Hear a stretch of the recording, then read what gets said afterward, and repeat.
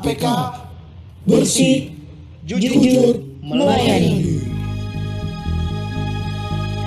Kami Direktorat APK siap wujudkan mereka, anti korupsi layanan prima. APK, APK, APK bersih, jujur dan melayani, itu adalah moto kami. Mari bersama wujudkan ZI untuk bangsa dan negeri. Mari bersama wujudkan ZI untuk bangsa dan negeri. APK bersih, jujur, melayani. Ayo sama-sama kita ulangin ya, Bapak, Ibu, dan rekan-rekan. APK bersih, jujur, melayani. 1, 2, 3. APK bersih, jujur, melayani.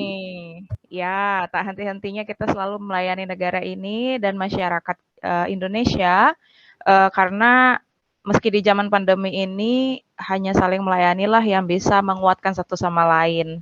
Nah, kita sangat beruntung nih pagi ini sudah kedatangan pembicara kita, Ibu Meling. Terima kasih Ibu Meling sudah hadir di pagi ini. Pasti sudah siap ya Bu ya dengan topik yang begitu saya baca temanya tuh kayak wah berat juga ini ya karena saya sendiri belum tentu melakukannya gitu Bu, belum tentu bisa tough untuk menghindari hal-hal yang kurang tepat lah di tema itu gitu. Nanti lebih tepatnya, lebih lanjut, lebih seru lagi kalau Ibu Meling yang akan menyampaikan dengan secara seksama, detail, dan sangat mudah dimengerti, dipahami. Ya, mungkin kami serahkan floor ke Ibu Meling. Izin Bu, sudah ready Bu? Sudah. Terima kasih Melina untuk mengantarnya. Assalamualaikum warahmatullahi wabarakatuh. Selamat pagi dan salam sejahtera untuk kita semua. Yang saya hormati Ibu Direktur APK, Bapak Ibu Kasubdit, para kepala seksi, dan teman-teman yang saya banggakan. Di hari ini saya akan sharing mengenai tema yang sudah disediakan oleh panitia ya. Tema ini judulnya adalah Climber, Campers, dan Quitters. Terus terang waktu saya membaca tema ini pertama kali saya belum punya ide gitu ya. Ini tentang apa sih temanya gitu. Tapi dengan saya mendapat tema ini saya jadi banyak belajar gitu ya tentang apa sih climber, camper, dan quitter ini.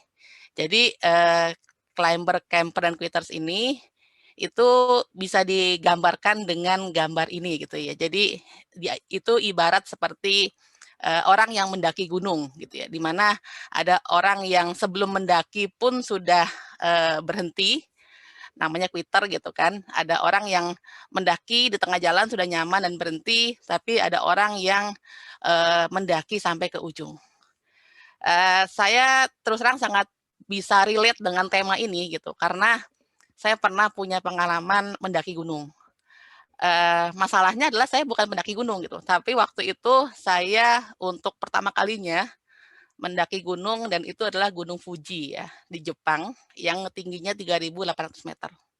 Jadi saya mengalami fase-fase ini, jadi quitter, jadi camper, dan jadi climber. Nanti mungkin saya juga akan jelaskan dalam slide-slide berikutnya. Jadi sebenarnya tema climber, tema quitter, camper, dan climber ini terkait dengan suatu riset gitu ya, yang dibuat oleh Paul G. Stoltz ya. Dia menjelaskan bahwa sebenarnya selain IQ, EQ, dan SQ gitu ya, yang sudah sering kita dengar, kita punya lagi kecerdasan baru yang namanya EQ gitu ya. EQ ini adalah adversity quotient. Nah, apa sih adversity quotient itu? Adversity quotient adalah kecerdasan dalam menghadapi kesulitan atau hambatan dan kemampuan bertahan dalam berbagai kesulitan hidup dan tantangan yang dihadapi atau dialami. Nah, dan si Mr. Stoltz ini menggunakan terminologi pendaki gunung. Makanya si adversity quotient ini bisa dibagi menjadi tiga kategori, yaitu quitter, camper, dan climber. Nah, seperti apa masing-masing ini kita akan lihat. Jadi kalau yang pertama quitter, sebenarnya dari kata-katanya sudah clear ya. Quitter itu adalah orang yang menganggap segala sesuatu itu mustahil. Ya. Kepribadian quitter, mereka biasanya cenderung menghindar dan berhenti untuk melakukan sesuatu. Pikirannya hanya ada dua, mundur dan keluar gitu ya. Orang-orang dengan tipe ini sangat mudah patah arang, bahkan banyak yang memakai perasaan dan menganggap dirinya tidak mampu. Jika kesuksesan diibaratkan dengan puncak gunung, tanpa berpikir jauh, mereka cenderung menolak mendaki. Tawaran akan indahnya pemandangan di atas puncak juga tidak akan menggoyahkan mereka. Mereka hanya puas dengan memandang gunung dari bawah. Ya. Dan kata-kata yang sering mereka ucapkan adalah tidak bisa, tidak mungkin, dan tidak mampu. Ya. Quitter tidak akan pernah mendapat apapun gitu ya, karena mereka tidak pernah mencoba gitu. Dan seperti kalau kita lihat ibaratnya menanam, maka si quitter tidak akan pernah mendapatkan buah apapun. Mereka akan selalu berada di kondisi yang sama. Nah, ini juga pernah saya alami gitu sebagai pendaki gunung gitu ya. Saya dari dulu tidak pernah mau mendaki gunung karena saya membayangkan betapa lelah dan susahnya mendaki gunung. Saya puas dengan hanya memandang gunung itu dari kejauhan gitu ya. Termasuk Gunung Fuji. Saya memandang dari kejauhan itu sudah sangat indah sekali. Jadi saya juga pernah merasakan rasanya menjadi quitter ya, tidak pernah mau mencoba gitu. Nah, di sini kalau kita lihat gambar di sini diibaratkan quitter itu adalah seseorang yang tidak pernah menyelesaikan apa yang sudah dikerjakan. Termasuk ini salah satu gambar yang saya senang juga, ini yang di sebelah kanan bawah. Ada orang yang sudah berusaha, tapi pada akhirnya dia menyerah. Padahal sedikit lagi gitu, sedikit lagi dia akan mencapai tujuan gitu ya, tapi dia menyerah di tengah jalan. Nah, ini juga gambar ini seringkali menjadi inspirasi saya gitu ya, secara pribadi. Ketika saya ingin menyerah, saya selalu mengatakan, mungkin selangkah lagi saya akan berhasil. Selangkah lagi, ayo selangkah lagi saya akan berhasil. Gitu. Jadi gambar ini termasuk gambar yang sering menginspirasi saya dan saya share kepada teman-teman semua hari ini. Siapa tahu bisa juga ikut menginspirasi teman-teman yang super di pagi hari ini. Nah, itu adalah mengenai quitter. Bagaimana dengan camper? Camper itu adalah orang yang merasa di zona nyaman. Ya. Baginya sudah cukup untuk ada di saat di titik itu. Itu sudah sangat memuaskan. Orang dengan tipe ini menolak untuk melakukan sesuatu yang untuk pengembangan dirinya. Zona nyaman yang sangat tinggi membuatnya enggan untuk berjuang. Akhirnya dia tidak mau maju dan tidak mau mundur juga, jadi dia hanya berhenti di tempat. Sekalipun berusaha, si camper senang-senang saja dengan usaha yang seadanya, dan mereka cenderung menghindari cobaan dan tantangan. Ya. Jadi sebenarnya ini kalau menurut beberapa pendapat orang-orang, camper ini sebenarnya tipe yang paling parah gitu. Jadi sebenarnya mereka sudah berupaya gitu, tapi mereka berhenti di tengah jalan, gitu ya. Dan mereka ya sudah puas, sudahlah seperti ini saja. Dan oleh karena itu hidupnya ya akan seperti itu saja gitu. Ini juga mungkin perangkap yang sering kita hadapi sepanjang perjalanan hidup kita ya. Kita puas dengan apa yang sudah kita capai gitu ya. Bukan berarti kita tidak boleh bersyukur ya. Kita tentunya harus bersyukur dengan semua pencapaian kita. Tapi kalau kita hanya berpuas diri dengan apa yang ada di kita sekarang, kita akan terbuai dan tidak akan pernah berusaha lebih.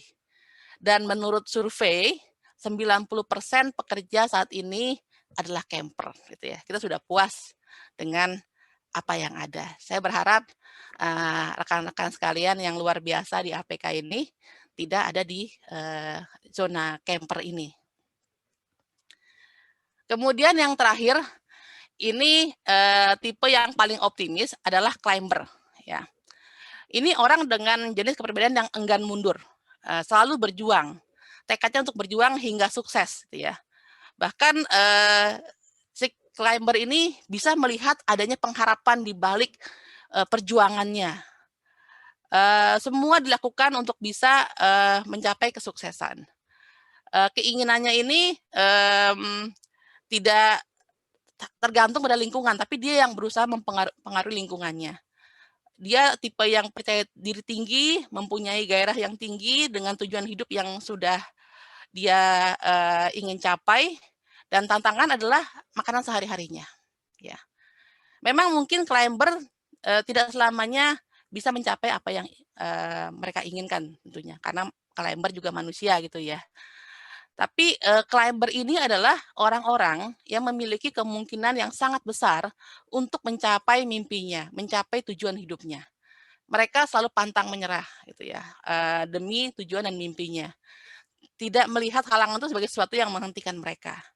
Dan bukan rahasia lagi bahwa tanpa determinasi dan kegigihan, kita tidak akan pernah mencapai apapun dalam hidup kita.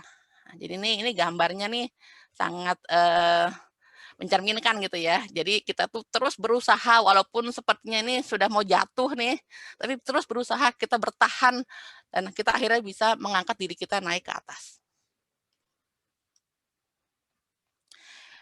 Ini ada adversity score yang dibuat oleh Paul Scholes tadi. Sebenarnya setiap orang tuh bisa diukur gitu ya, adversity quotient score-nya. Dia itu ada di titik mana sih gitu. Nah, ini dibagi tidak hanya 3 tapi jadi 5 di sini. Jadi ada juga yang transition. Jadi ada yang di tengah-tengah sebenarnya. Dia di antara quitter dan camper dan di antara camper dan climber. Nanti mungkin kalau teman-teman Bapak Ibu sekalian ada yang ingin tertarik untuk mengtes dirinya, bisa nanti mencari linknya di berbagai website. Nah, dari situ kita bisa lihat bahwa ada 3 karakteristik yang dimiliki oleh orang-orang sukses. Ini menurut Charles Handy ya. Yang pertama, orang itu berdedikasi tinggi. Dia punya komitmen, punya passion, punya kecintaan, punya ambisi terhadap pekerjaannya.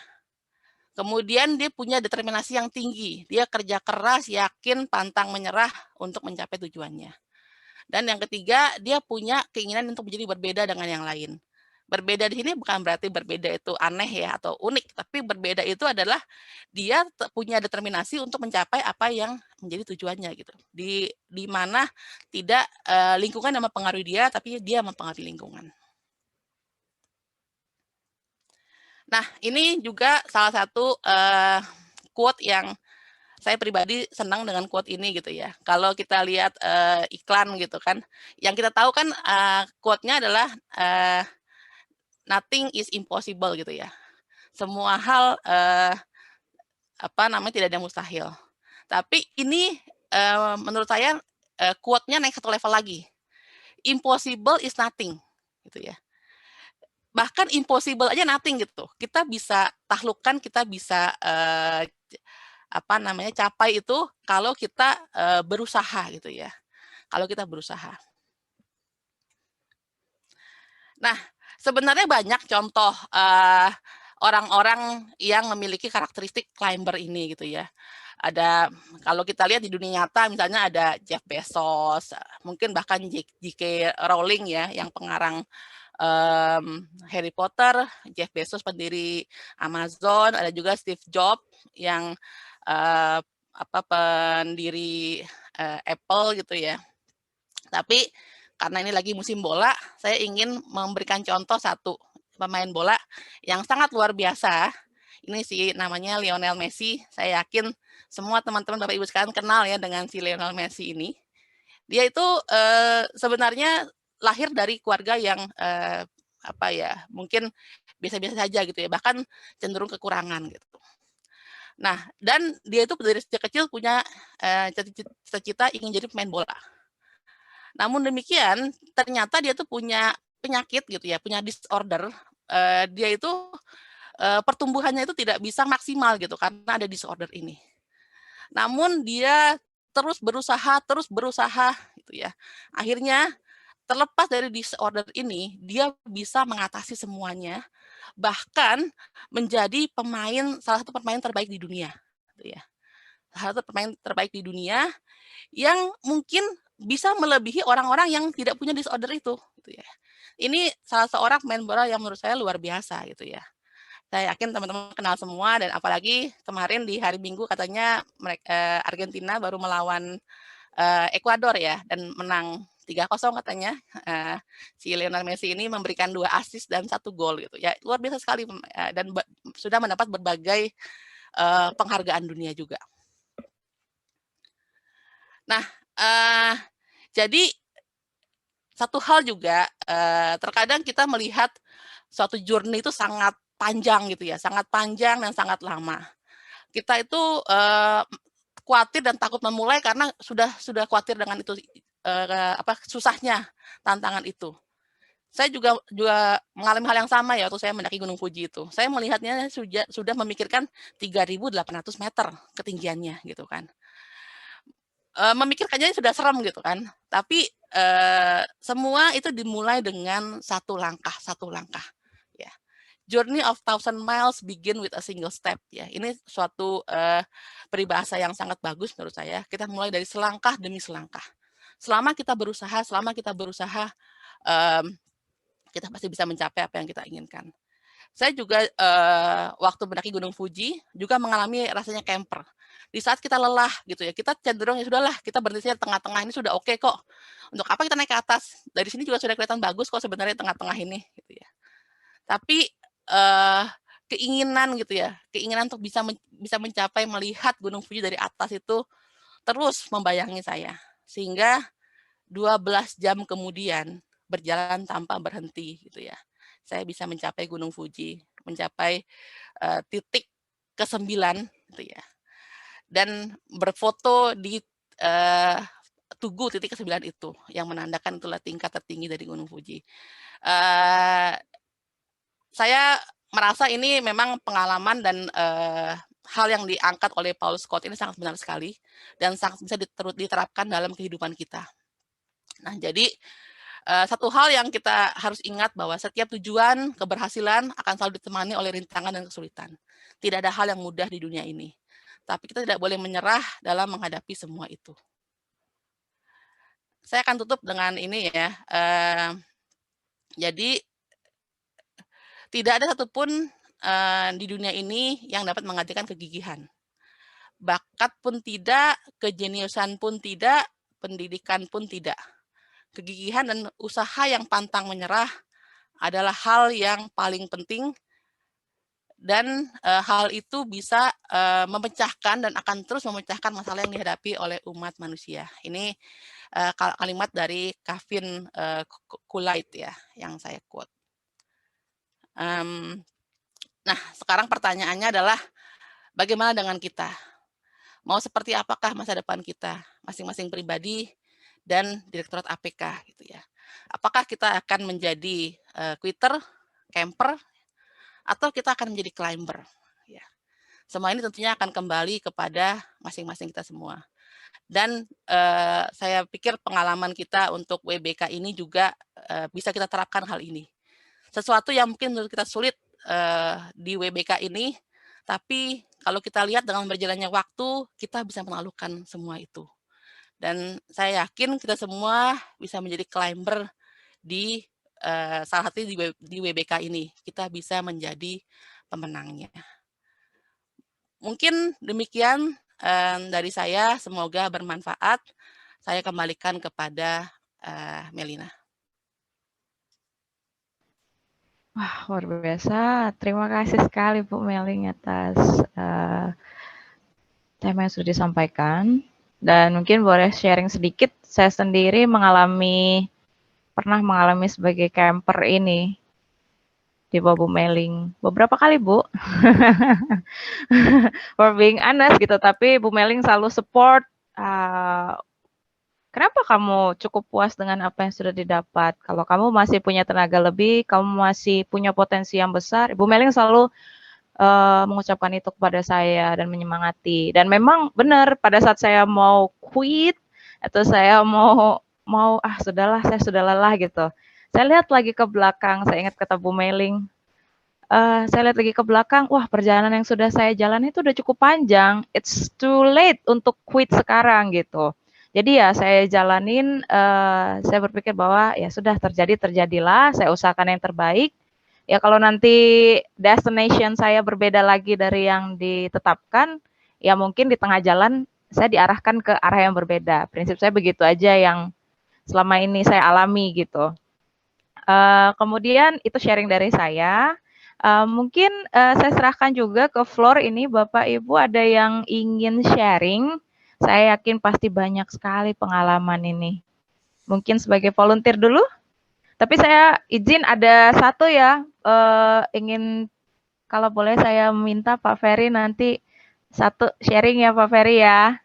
Karena Pak Ferry ini saya sangat mengikuti perjalanan beliau yang sangat struggling dengan event apapun, kegiatan apapun beliau selalu berusaha yang terbaik. Izin satu ya Pak ya dari Pak Ferry ya. Sebelumnya mungkin satu saya serahkan ke floor yang mau jadi volunteer mungkin. Yang pengen sharing nih, yang hal-hal yang sudah dialami pengen quit di tengah jalan atau memang dari awal memang sudah menetapkan objektif dan harus tercapai gitu. Kira-kira ada pengen sharing Bapak Ibu sekalian? Pak Teguh ya Pak Teguh, izin Pak Teguh. Nanti setelah Pak Teguh nanti Pak Ferry ya, soalnya ini sudah orang-orang yang luar biasa di sini. Setelah Bu Meling, nanti ada Pak Teguh, kemudian Pak Ferry menutup. Izin ya Pak Teguh ya, boleh ya Pak Teguh. Saya juga sangat salut, sangat hormat dengan Pak Teguh, maka saya pikir Pak Teguh harus sharing nih pengalaman-pengalaman luar biasa. Silakan Pak Teguh. Baik, terima kasih Mbak Melina.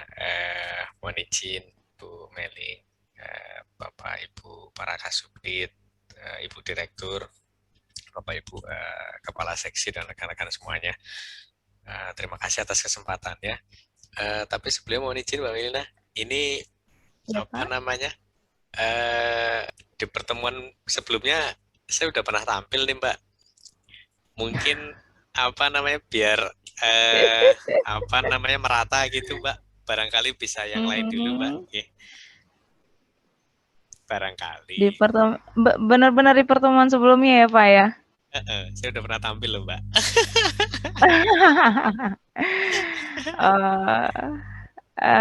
Padahal ini salah ada satu yang ingin. Oh ya, baik. Salah satu yang ingin saya dengerin dari Pak Teguh sebenarnya ini Pak. Tapi kalau memang mungkin. Baik. Baik, mungkin mohon izin apa namanya sharing sedikit pengalaman gitu ya terkait dengan materi yang disampaikan oleh Bu Meling antara quitter, camper dan climber gitu ya.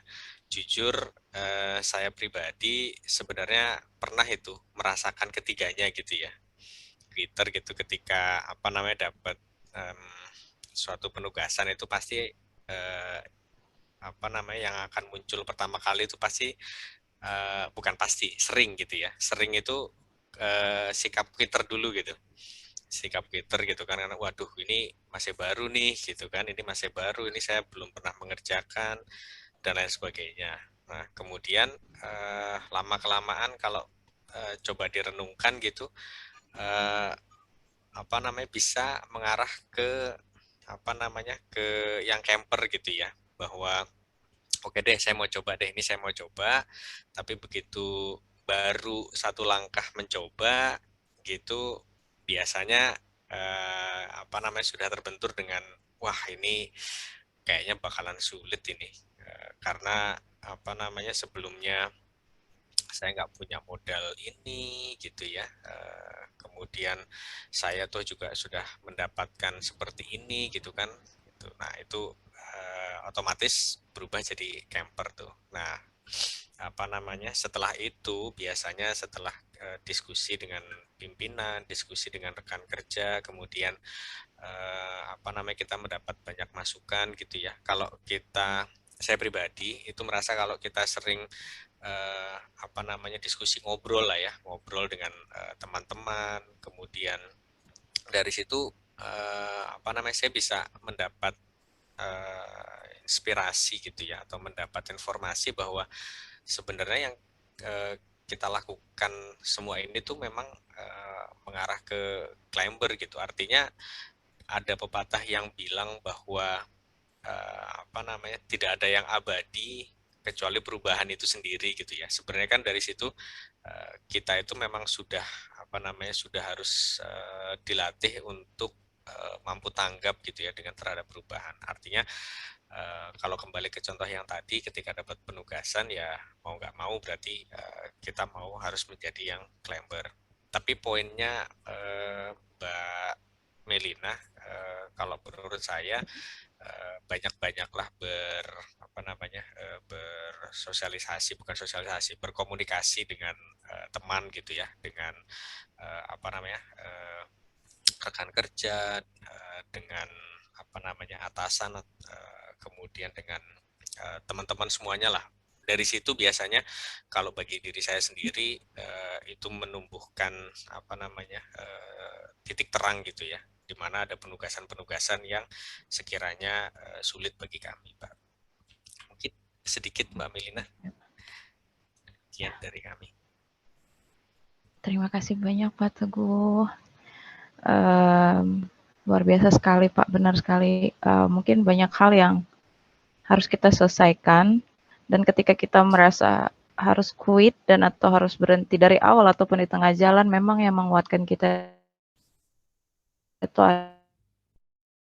adalah pimpinan dan peer kita Pak. Saya juga mengalami hal itu. Kemudian selamat pagi Bu Direktur, ternyata Bu Direktur berparalel juga ya dengan kita nih, sambilan rapat di BPPK juga di ZI. Selamat pagi Bu Direktur. Ya, saya juga tak lupa menyapa Pak Dwinanto, Bu Mega, Pak Denny, Pak Rahmat, yang juga bergabung.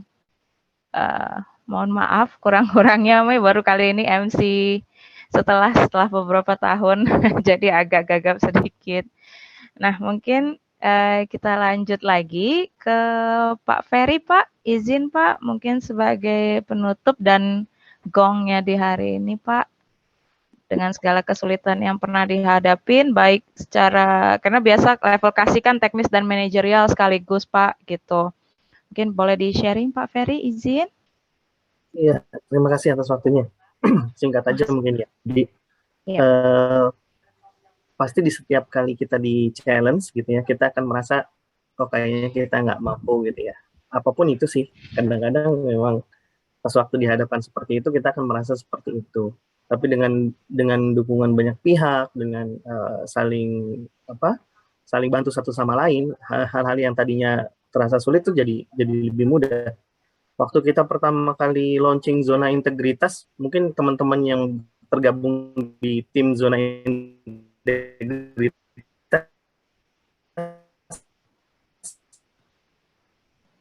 sama-sama paham challenging yang dihadapi saat menjadi tim tersebut dengan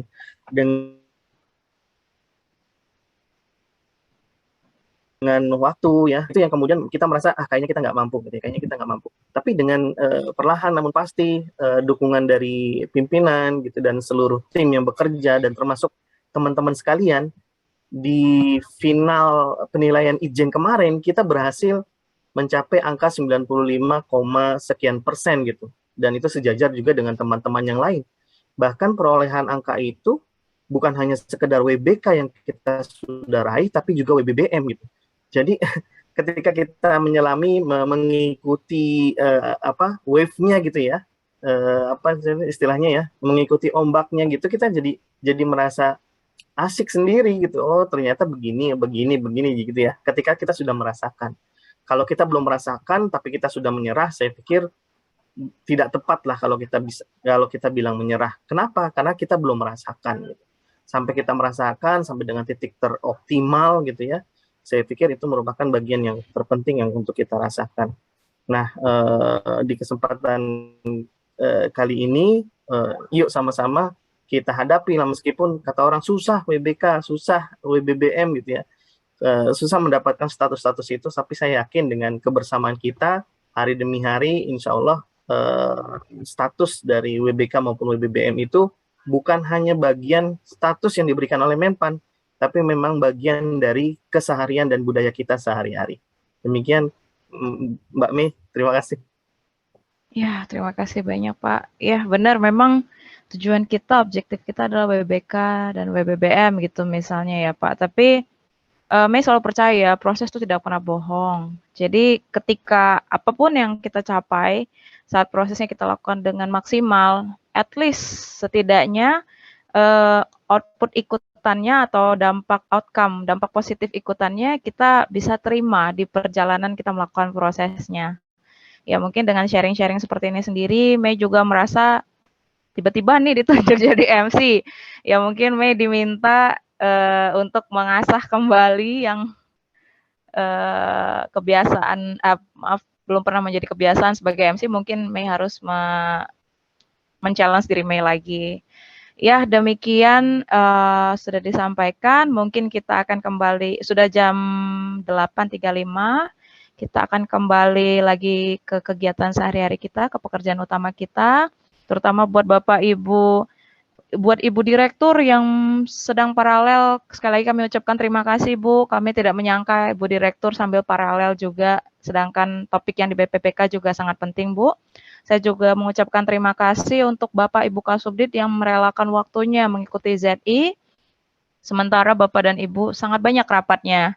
Juga Bapak Ibu Kasubdit, Bapak Ibu Kepala Seksi yang juga menyempatkan waktunya di pagi hari ini di tengah-tengah hal-hal teknis maupun manajerial yang harus diselesaikan. Tak lupa juga buat peer, Bapak Ibu, rekan-rekan staf yang sangat luar biasa mengerjakan segala teknis dan disposisi yang luar biasa banyak dan sulit untuk dilakukan, tapi pasti kita bisa merealisasikannya. Demikian, terima kasih Mas Ana, saya kembalikan ke host. Salam integritas. Selamat pagi. APK bersih, jujur, melayani. Kami Direktorat APK siap wujudkan WBK, anti korupsi, layanan prima. APK, APK, APK bersih, jujur dan melayani. Itu adalah moto kami. Mari bersama wujudkan ZI untuk bangsa dan negeri ini. Mari bersama wujudkan ZI untuk bangsa dan negeri ini. APK bersih, jujur, melayani. Ya.